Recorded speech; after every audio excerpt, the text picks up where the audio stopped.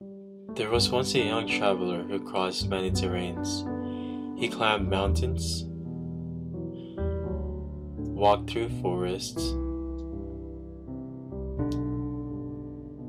crossed the desert, and sailed the vast sea just to find true happiness.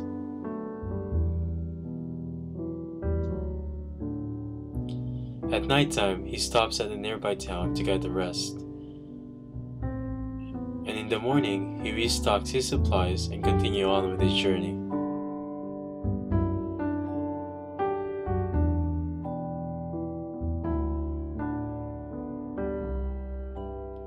The young traveler arrived at a particular town, Bricktown as townspeople calls it. He wanders off the town until he reached the riverside. There he sat under a tree and saw a particular old man fishing by the riverbank. He observed the man as he tried to catch a trout or two, and before he knew it, he has taken a nap from exhaustion. The traveler woke up from his nap and realized the time has passed by. It's already dusk, and what he saw as he opened his eyes surprised him even more. The old man at the riverside had not moved an inch. The curious traveler approached the old man and asked, "How many have you caught?" The old man replied, "None." Surprised as he is, he decides to sit by the old man and observe him a bit more. As soon as he sat down, the old man jumped with excitement. He yelled, "I got a bite!" Both of them are excited with the catch. The old man looked at the trout and immediately tossed it back in the water. The young traveler, curious of the old man's dissatisfying action, asked him, "Old man, wasn't that your first catch? Why did you toss it back?" The old man replied, "It's too young and small. It must swim more in the stream and grow so that one day, once it's caught, it would be more of a pleasant meal to a family. And I'm not an old man," he added. "Folks call me here Mr. Shu." The young traveler was in awe with what Mr. Shu had said. He decided to accompany him, and the two fished together. Every day the two sat in the same spot at the riverbank. They spent the whole day fishing and having enjoyable deep conversation. Mr. Shu, as senile as he is, enjoyed the young traveler's companionship. Days went by, and the young traveler had realized that he had stayed way too long.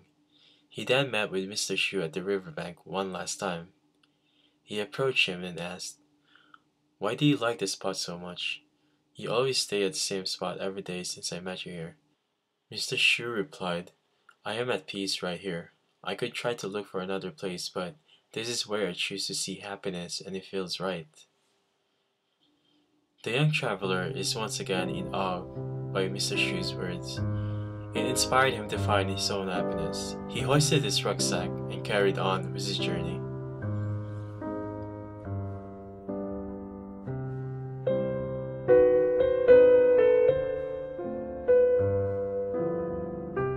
The young traveler brought Mr. Shu's words with him, and he carried it in his heart. The young traveler has since then lived his life based on Mr. Shu's teachings. Every time he visits a town, he looks for ways to help the town, whether it's building a new house or just simply running errands. The townsfolk loved him, and he soon became recognized for his altruistic motives and heartfelt actions.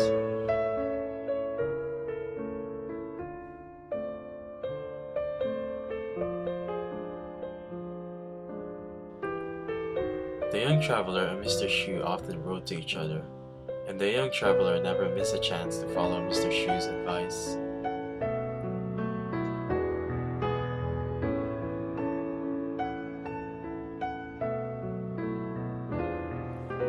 Many years had passed and the traveler had finally went back to Bricktown. The first thing he wanted to do was go visit Mr. Shu, who he has not heard from for years. He went to the old riverbank, but all he found was Mr. Shu's old fishing rod.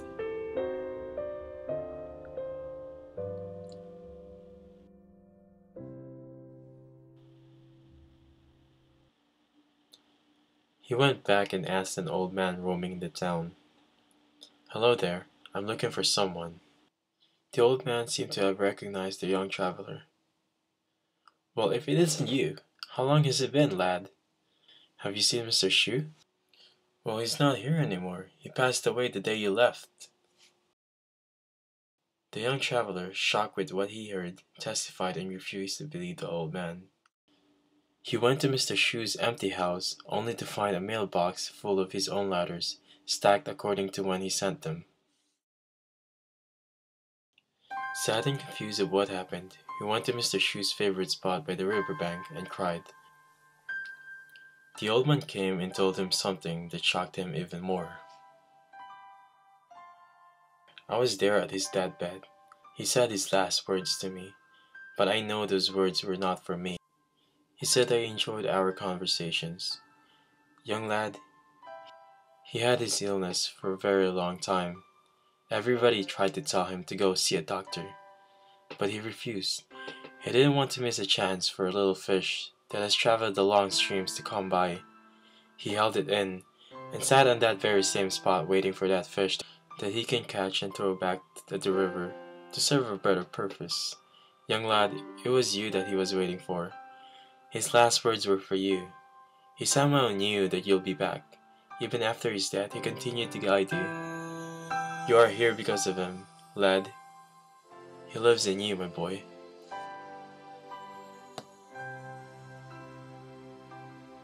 The young traveler reminisced every moment he had with Mr. Shu. He realized that Mr. Shu was happy to have met him, and he feels no less.